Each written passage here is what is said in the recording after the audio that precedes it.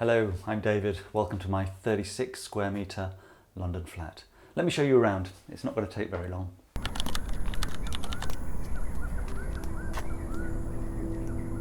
So this is our living space.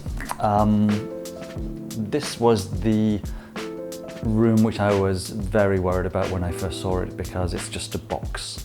First thing that I did on moving in was redecorate. And one of the tricks and tips that I would suggest to anybody in a small space is colour wash. Colour wash is when you paint the walls and the ceiling the same colour.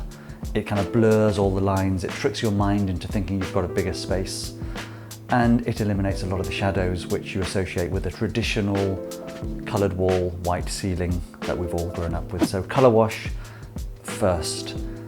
Then the choice of furniture. Of course, you need a sofa bed in a one-bedroom flat because living in London, you've always got friends who want to come and stay with you. We have the same. I also have a young child who needs a room in this flat to sleep when we're all here. So the sofa bed is a really important part of the living space, and it's compact. It has to be compact, and it has to be comfortable. This space has to work really hard, and it does.